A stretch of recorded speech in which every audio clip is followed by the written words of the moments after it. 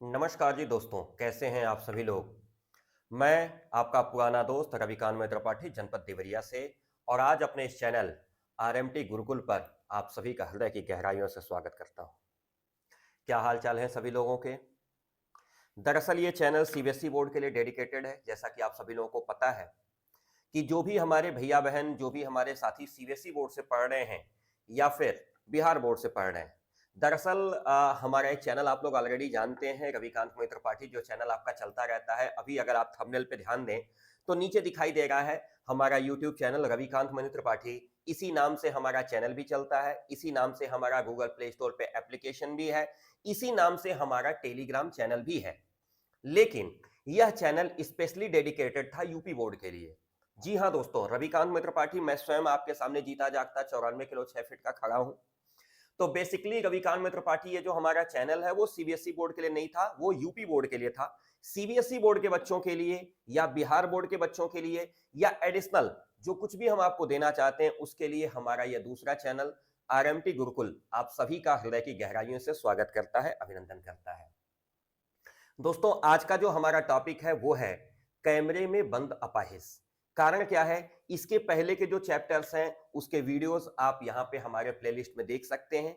CBSE board के साथ एक समस्या क्या है कि सीबीएसई बोर्ड के जो ज्यादा बच्चे होते हैं वो आईआईटी जेई या नीट की तैयारी के चक्कर में हिंदी को लगभग लगभग वो पीछे छोड़ते चले जाते हैं। और ये समस्या तब आती है जब अक्टूबर का महीना खत्म हो चुका होता है, नवंबर या दिसंबर जब चालू होने वाला होता है, तब धीरे धीरे उनके दिमाग में बात चलनी शुरू होती है कि यार हिंदी भी हमारे पास 100 नंबर का है। तो ये ध्यान दीजिएगा, जैसे फिजिक्स आपका 100 नंबर का है, जैसे मैथमेटिक्स आपका 100 नंबर का है, जैसे केमिस्ट्री या बायोलॉजी आपकी 100 नंबर की है ना। अच्छा, 100 की नहीं है, कितने की है? हाँ, 70 की है। 70 का है और 30 का प्रैक्टिकल है। लेकिन ये भाई साहब 100 नंबर के अकेले हैं, तो ध्यान रखिएगा। इसलिए जब तक इसको लिखने का, पढ़ने का, समझने का तरीका आपके पास नहीं रहेगा, यह भी आपका परसेंटेज डाउन करवा सकता है। ये ध्यान रखिएगा, हिंदी को हल्के में लेने की आवश्यकता नहीं है। ऐसे सभी बच्चे जो हिंदी को मेन सब्जेक्ट के रूप में लिए हुए हैं, उन सभी का ध्यान मैं केंद्रित करना चाहूंगा आज अपने इस चौथे पाठ पे। हमारा यह चौथा पाठ है कैमरे में बंद अपाहिज, जिसे लिखा है रघुवीर सहाय जी ने। हमारी जो पाठ्य पुस्तक है हिंदी की, जिसका नाम है आरोह, ये हम लोग जानते हैं आरोह। इस आरोह नामक पुस्तक का ये चौथा पाठ है, काव्य खंड का, यानी जो हमारी पोएट्री चल रही है। क्या नाम है इसका? कैमरे में बंद अपाहिज। अपाहिज कहां बंद है? कैमरे में। लोग कहां बंद होते हैं? हवालात में। साधारणतः लोग कहां बंद होते हैं? हाँ, हवालात में या जेल में। तो एक बात ध्यान रखिएगा, बंदूक से भी शूट होता है और कैमरे से भी शूट होता है। कहिए गलत बोल रहा हूं? शूट कैमरे से भी होता है, केवल बंदूक से शूट नहीं होता। तो बंदूक से शूट करने पे अगर आप जेल में जा सकते हैं, तो कैमरे से शूट होने पर कहां जाएंगे? तो कैमरे से जब शूट होगा तो आप टीवी में आ जाएंगे। ये ध्यान रखिएगा। तो आइए आज हम उसी दूरदर्शन की बात करेंगे, क्योंकि टीवी जिसको हम लोग कहते हैं टेलीविजन, इस टेलीविजन का हिंदी नाम क्या होता है? दूरदर्शन। तो आज हमने क्या लिखा है? हम दूरदर्शन पर बोलेंगे। तो आज हम दूरदर्शन पर बोलेंगे। तो मैं रविकांत मैत्र त्रिपाठी, जनपद देवरिया, उत्तर प्रदेश से आप सभी का स्वागत के साथ एक छोटा सा रिक्वेस्ट जरूर रखूंगा कि अगर मेरा पढ़ाया हुआ वीडियो अच्छा लगेगा तो इस वीडियो के अंत में जाके लाइक कर लीजिएगा। दूसरी बात कि अगर आपको लगेगा कि सर मेहनत कर रहे हैं, अच्छा पढ़ाते हैं, तो एक प्यारा सा कमेंट जरूर दे दीजिएगा, जिससे हमें लगेगा कि यार हाँ, मेहनत कुछ अच्छी जा रही है। और फिर अगर आपको लगता है कि नहीं, रविकांत सर के पास अगर पढ़ करके हिंदी में हम बेहतर कर सकते हैं, तो फिर चैनल को सब्सक्राइब कर लीजिएगा। लेकिन इसके लिए मेरी कोई जबरदस्ती नहीं है, ठीक है। तो अपने अपने श्री गुरुदेव भगवान के पावन चरणों में अपना प्रणाम निवेदन करते हैं, क्योंकि बिना गुरु की कृपा के कुछ होने वाला है नहीं। तो अपने अपने गुरुदेव भगवान का आंख बंद करके एक बार स्मरण करिए और आइए सीधे से शुरू करते हैं कैमरे में बंद अपाहिज, जिसे लिखा है रघुवीर सहाय जी ने। कहता है हमारा कवि, हम दूरदर्शन पर बोलेंगे। हम कहां बोलेंगे? दूरदर्शन पर बोलेंगे। बोलने के लिए क्या करेंगे? केवल हम ऐसे ऐना नहीं है कि मुंह उठाएंगे बोलना शुरू कर देंगे। हमारे समाज की एक बहुत बड़ी विडंबना है, हमारे समाज में कहीं बाढ़ आई है, कुछ व्यक्ति बाढ़ में डूब रहे हैं, क्षमा करिएगा, मैं किसी पे आरोप नहीं लगा रहा हूं, लेकिन हमारे मीडिया के साथी और पत्रकारिता के जो साथी हैं ना, कुछ तो हैं जो चरित्रवान है, समर्थवान है, योग्य, उनकी बात नहीं कर रहा हूं, लेकिन जो छुटभइये पत्रकार टाइप के लोग तैयार हो गए हैं, जिनको पत्रकारिता का प भी नहीं पता है, जिन्हें मास कम्युनिकेशन और जर्नलिज्म की कभी पढ़ाई तो छोड़िए महाराज, किताब खोल के जिन लोगों ने नहीं देखा, वो भी आज माइक उठा करके पत्रकार बने पड़े हुए हैं। जिनके पास रोजगार के साधन नहीं मिल रहे हैं, वो एक पत्रकारिता का आईडी लेके चल पड़ रहे हैं। ये उन्हीं लोगों के लिए कविता है कि बाढ़ में कुछ व्यक्ति डूब रहे हैं और हमारा एक पत्रकार साथी जाता है। पत्रकार साथी क्या इतना सामर्थ्यवान नहीं है कि हाथ बढ़ा के डूबते हुए पानी में व्यक्ति को खींच करके बाहर निकाल ले? नहीं, वो डूबते हुए व्यक्ति को पानी में से बाहर नहीं निकालेगा, उसके मुंह में माइक ठूंस के पूछेगा, भैया जब बाढ़ आई तो आपको कैसा महसूस हो रहा था?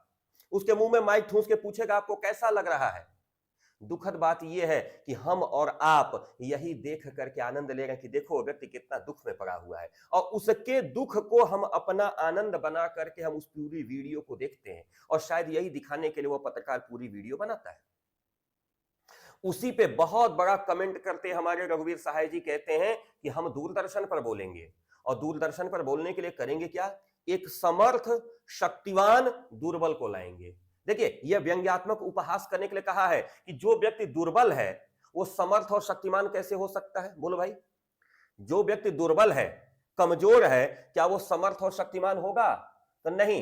दरअसल जिसको हम ला रहे हैं ना, वो दुर्बल है नहीं, हम उसको दुर्बल बना के ला रहे हैं आपको दिखाने के लिए, अपनी पत्रकारिता चलाने के लिए, या अपने चैनल का व्यूज बढ़ाने के लिए, अपने टीवी की क्या बोल सकते हैं उसकी, टीआरपी, टेलीविजन रेटिंग पॉइंट, यही बोलते हैं ना, टीआरपी बढ़ाने के लिए, आपको शो करने के लिए जानबूझ करके एक मजबूर आदमी को हम पकड़ करके अपने स्टूडियो में लाते हैं। बंद कमरे का तात्पर्य स्टूडियो से है।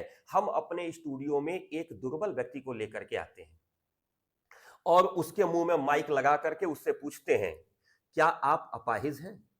अपाहिज का मतलब होता है अपंग व्यक्ति, जिसका हाथ या पैर या कमर, मतलब कोई ऐसी उसके शरीर में विकृति हो जिसकी वजह से वो सही तरीके से जीवन यापन नहीं कर पा रहा, जिसका हाथ नहीं है, जिसका पैर नहीं है, या इस प्रकार की कोई भी शारीरिक अपंगता है अगर उसके अंदर, तो उस व्यक्ति को हम बोलते हैं अपाहिज।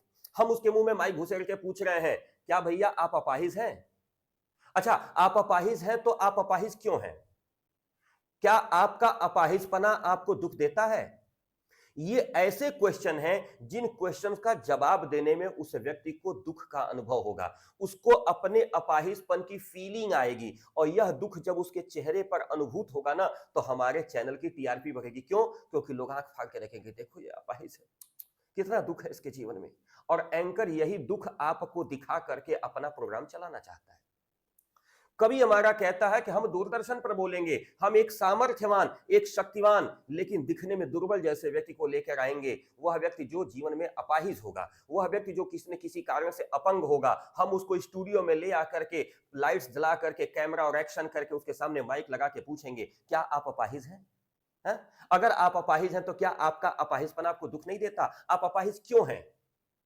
और आगे बढ़ते हुए हमारा कवि फिर आपसे कहता है कि ए कैमरामैन, देखो इसको कोष्ठक में लिखा है ना, ये कोष्ठक का मतलब क्या हुआ? ये डायलॉग नहीं है। इसके पहले जो कंटेंट लिखा था वो डायलॉग था कि हम उससे पूछेंगे, क्यों भैया आप अपाहिज हैं? तो कुछ बोलेगा। अच्छा एक बात बताइए, आप अपाहिज क्यों हैं? आपका अपाहिजपन आपको दुख नहीं देता होगा? ये बातें हम उससे करेंगे ताकि वो अपने दुख के बारे में, अपनी पीड़ा के बारे में जब बताएगा, तो वही बात हम दर्शकों को सुनाएंगे और दर्शक हमारे वीडियोस को देखेंगे। तुरंत हमारा जो एंकर है वो क्या कहता है, ए कैमरामैन कैमरामैन थोड़ा दिखाओ, उसको बड़ा बड़ा दिखाओ, बड़ा बड़ा दिखाओ। मतलब ये कोष्ठक का मतलब क्या हुआ? उसने निर्देश दिया कैमरामैन को कि हे कैमरामैन आप थोड़ा इसको जूम करो, बेहतर करें, बड़ा बड़ा दिखाओ। हाँ तो बताइए, तुरंत घूम गया, लिखा है हाँ तो बताइए, तुरंत अब कैमरा वाले से बात करके हम घूम गए अपने किसकी तरफ? उस पार्टी की तरफ जिसको पकड़ के लाए हैं अपने स्टूडियो में। हाँ तो बताइए आपका दुख क्या है? हाँ तो बताइए आपका दुख क्या है? जल्दी बताइए, जल्दी बताइए, बताइए भाई आपका दुख क्या है, अपने दुख को बताइए। अब वह व्यक्ति अगर अपने दुख को बता नहीं पाएगा, जानते हैं क्यों? क्योंकि दुख बताने का विषय वस्तु नहीं है। बताने की विषय वस्तु सुख है, आनंद है। अगर आपके घर में कोई आनंद का पक्ष है ना, आपके घर में बर्थडे पार्टी है, आपके घर में भैया का तिलक है, आपके घर में दीदी की शादी है, तो देखिए कितने उत्साह से आप लोगों को जाके बताते हैं, भैया आई कार्ड लीजिए, हमारे घर आइएगा, मेरे बहन की शादी है, ये हमारे भैया का तिलक है, आइएगा। आप बताते हैं ना, हमारे मकान का गृह प्रवेश है, हमने नई गाड़ी खरीदी है, बताते हैं ना। लेकिन क्या आपके घर में दुख पड़ा होता है तो किसी को बताने जाते हैं? नहीं, चुपचाप गुमसुम आप अपने बरामदे में बैठे रहते हैं। लोग आते हैं आपके यहाँ मिलने के लिए, बड़ा दुख हुआ सुन करके, भैया क्या किया जा सकता है, प्रभु की यही मर्जी थी, यही होता है ना। आप नहीं न जाते हैं। अपने दुख को व्यक्त करना ये मानव का स्वभाव है ही नहीं। अपने दुख को अनुभव करना, दुख को चुपचाप पी जाना, दुख को स्वीकार करके उदास बैठे रहना, बैठे बैठे समय व्यतीत कर देना, यह मनुष्य का स्वभाव है। लेकिन सुख की स्थिति में आदमी प्रकट करता है, दुख की स्थिति में प्रकट नहीं करता। आज हमारी कविता लेके आ रही है, कह रही है कि कैमरामैन जो है कह रहा है कि भाई जल्दी जल्दी थोड़ा बड़ा बड़ा दिखाओ, और एंकर तुरंत पूछता है क्यों भैया, आपका अपाहिजपन तो आपको दिख देता होगा, जल्दी बताइए क्या है दुख आपका, थोड़ा जल्दी करिए, बताइए क्या क्या दुख है आपका। वह व्यक्ति अगर बता नहीं पाएगा तो फिर देखिए एंकर क्या करेगा। सोचिए, थोड़ा सोचिए, सोच करके बताइए। तुरंत वो कहेगा सोचिए, सोच करके बताइए। आपको अपाहिज होकर कैसा लगता है? कैसा मतलब कैसा लगता है बताइए। आप अपाहिज हैं, अपाहिज होकर के आपको कैसा लगता है? अब थोड़ा यार आप अपने दिमाग से सोचो कि अगर कोई व्यक्ति अपाहिज है, उसको 5 बार अपाहिज अपाहिज अपाहिज अपाहिज बोलोगे, उसको अच्छा लगेगा? किसी भी व्यक्ति को बताओ, अगर किसी कारण से वो किसी वजह से कमजोर है, चाहे शारीरिक रूप से चाहे मानसिक रूप से अगर अपंग है, तो क्या उसको 10 बार यही बात कह करके बताएंगे तो उसको अच्छा लगेगा? कमेंट में एक बार बताइए, मैं आपकी भावनाओं को समझना चाहता हूं। इस कविता को मैं केवल कविता की तरह नहीं देख रहा हूं, इस कविता को मैं आपके भावनाओं की तरह देखना चाहता हूं कि अगर आपके हृदय में संवेदना है तो क्या इस समाज में व्यक्त किसी भी गरीब आदमी को, किसी भी दुखिया आदमी को अगर उसका व्यवहार दे दे करके जिस वजह से वो दुखी है 5 बार कहेंगे तो क्या उसको अच्छा लगेगा? बोलिए। नहीं ना, नहीं लगेगा। आज वह व्यक्ति क्या कर रहा है, एंकर जबरदस्ती उसको कोच रहा है कि बताइए आप अपाहिज हैं, अपाहिज हो के कैसा लगता है। कविता आगे बढ़ती है, वह व्यक्ति जब नहीं बता पाएगा तो हम एंकर है ना, हम खुद इशारे से बताएंगे, सोचिए सोचिए, बताइए बताइए बताइए, ऐसे बताइए ऐसे बताइए, क्योंकि कैमरा चल रहा है तो हम क्या करेंगे, उसको इशारे से बताएंगे। हम कहेंगे थोड़ी कोशिश करिए, थोड़ी कोशिश करिए, बताइए ये जो अपाहिजपन है, ये अपाहिजपन आपको कैसा लगता है? क्या आपको अपाहिजपन आपका दुख नहीं देता? यह बात हम बार बार उससे पूछेंगे। और पता है हम उससे कहेंगे यह बात कि देखिए भैया, आप टीवी पे चल रहे हैं, बहुत बड़ी चीज लाइव जा रहे हैं, आप ये अवसर खो रहे हैं, जल्दी बताइए। स्थिति बड़ी गंभीर होती चली जाएगी। कभी हमारा कहता है, आप जानते हैं कार्यक्रम को रोचक बनाने के वास्ते हम पूछ पूछ करके उसको रुला देंगे ताकि हमारा कार्यक्रम रोचक हो, ताकि हमारे कार्यक्रम को दर्शक एकदम भाव विभोर होकर देखें। अरे कितना दुखी आदमी है। हम ऐसा शो करने के लिए हम पूछ पूछ करके उस अपाहिज आदमी को रुला देंगे। लिखा है, हम पूछ पूछ करके उस आदमी को रुला, जानते हैं क्यों? ताकि हमारा कार्यक्रम रोचक बन जाए। सोचिए कैसे लोग हो चुके हैं आज के समाज में कि अपने टीवी का, अपने वीडियो का व्यूज बनाने के लिए एक व्यक्ति के दुख को किस तरीके से प्रचारित करने का प्रयास कर रहे हैं, यह उसी विषय पर व्यंग्य है। और इंतजार करते हैं आप भी उसके रो पड़ने का। आप, कमेंट है आपसे पूछ रहा है, आप दर्शक है ना, क्या आप भी इंतजार करते हैं कि वह आदमी कब रो पड़े? देखिए यह प्रश्न पूछा नहीं जाएगा, ये अनुभव की बात है। कह रहा है हमारा कवि, हम पूछ पूछ करके उसको बुला देंगे। अब कवि आपसे कह रहा है, यह प्रश्न पूछा नहीं जाएगा, क्या आप भी इंतजार कर रहे हैं उसके रो पड़ने का? कलेजे पे हाथ रख के रखिए, पूछिएगा भैया, आप लोग भी और हम लोग भी यही देखते हैं समाज में क्या? आगे बढ़ता है कवि, कहता फिर हम पर्दे पर दिखलाएंगे, हम यानी एंकर। कैमरा, कहा गया था ना, कैमरा वाले थोड़ा बड़ा बड़ा करके दिखाओ। फूली हुई आंख की एक बड़ी सी तस्वीर।